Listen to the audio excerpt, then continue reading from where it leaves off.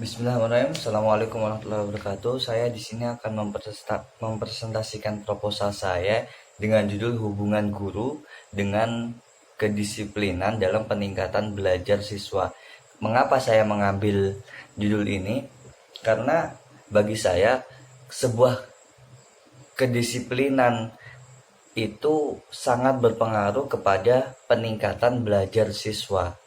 Contohnya, apabila banyak siswa yang terlambat, apabila banyak siswa yang tidak berdisiplin dalam belajar, maka otomatis belajarnya itu semua akan mengalami penurunan seperti itu. Apalagi kedisiplinan dapat berkembang, dapat mengembangkan potensi-potensi individu yang terdapat pada anak, entah itu dari aspek fisik, intelektual, emosional, atau spiritual. Oke, yang pertama saya akan membahas tentang rumusan masalah. Jadi rumusan masalah di sini masalahnya itu perilaku siswa yang tidak dapat mengatur waktu belajarnya yang sesuai dengan apa yang mereka butuhkan. Maka di sini kita akan mencari bagaimana solusinya seperti itu. Oke. Batasan masalahnya itu dapat menghindari kesalahpahaman. Maka saya sebagai penulis akan memberi batasan. Pada penelitian ini penulis menggunakan metode angket ya. Jadi kita sebar ke anak-anak seperti itu. Oke. Untuk tujuan penelitian yang pertama, untuk mengetahui apakah ada hubungan antara guru dan belajar siswa, lalu mendeskripsikan kedisiplinan belajar siswa, dan yang terakhir untuk mengetahui sejauh mana hubungan antara guru dengan kedisiplinan belajar siswa itu tadi. Nah, manfaatnya apa? Yakni untuk memberikan sumbangan pemikiran dalam rangka pengembangan ilmu pendidikan, khususnya di dalam pendidikan bahasa Arab ini sendiri. Lalu hasil penelitiannya akan digunakan untuk penyempurnaan konsep maupun implementasi dalam praktek mengajar di lingkup pendidikan ini seperti itu. Oke, sekarang saya akan menelaah penelitiannya. Masalah kedisiplinan akan selalu berkaitan dengan peraturan yang berlaku dan wajib untuk ditaati. Disiplin sendiri bukan hanya memiliki arti taat atau patuh, gitu ya.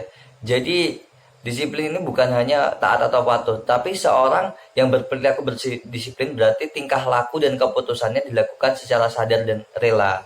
Seperti itu. Jadi orang-orang yang berdisiplin itu tingkah lakunya itu sudah dilakukan secara sukarela seperti itu. Sesuatu yang akan menjadikan dirinya sebagai orang yang taat dan dengan peraturan-peraturan yang ada seperti itu. Disiplin belajar dalam penelitian ini dimaksudkan adalah sesuatu rentetan kegiatan yang direncanakan dan dilaksanakan berdasarkan sikap hidup yang mencerminkan tanggung jawab terhadap kehidupan tanpa paksaan dari luar. Oke, seperti itu. Lalu kajian teorinya, bentuk-bentuk dari kedisiplinan ini bisa dilihat dari kegiatan belajar di sekolah, belajar mengisi waktu luang, dan belajar dalam melaksanakan tugas sekolah. Seperti itu. Jadi ini yang akan sangat berpengaruh pada peningkatan belajar peserta didik di kelas. Seperti itu. Oke, sekarang menuju ke kerangka berpikirnya. Berdasarkan dari hasil studi pendahuluan, sebagaimana yang telah diuraikan pada latar belakang tadi dan di rumusan masalah tadi, maka saya akan mengambil hipotesis seperti ini. Jadi di sini intinya ada hubungan antara guru dengan kedisiplinan belajar siswa seperti itu. Oke, metode penelitiannya, pendekatan yang digunakan di penelitian ini adalah penelitian sifatnya kuantitatif karena hasil dari angket yang dibutuhkan akan mengungkapkan masalah dalam bentuk skor data kuantitatif yang kemudian diolah dan diuji dengan teknik analisa statistika seperti itu. Oke, tempat penelitiannya saya mengambil di MA An-Najiyah ya, karena dekat dengan rumah saya seperti itu. Juga di sana saya magang 1 seperti itu. Oke, populasinya Hasilnya populasinya seperti ini. Di kelas A, B, C, D, lalu putra dan putri, jumlahnya 64 dan 86, jumlahnya 150.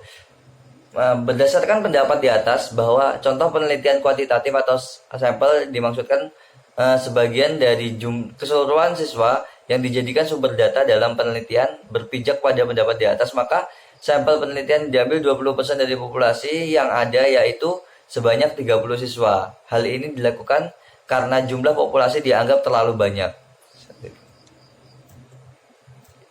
Variabel penelitian, variabel stimulus dan prediktor ya. Dikatakan karena variabel ini merupakan variabel yang mempengaruhi atau menjadi sebab timbulnya variabel terikat atau dependent. Seperti itu. Nah, teknik pengumpulan datanya tadi sudah saya jelaskan, teknik angket ya. Jadi kita menyebarkan angket lalu mendata itu semua, seperti itu. Teknik analisanya sudah ada itu. Mungkin cukup itu saja dari saya. Sekian, wassalamualaikum warahmatullahi wabarakatuh.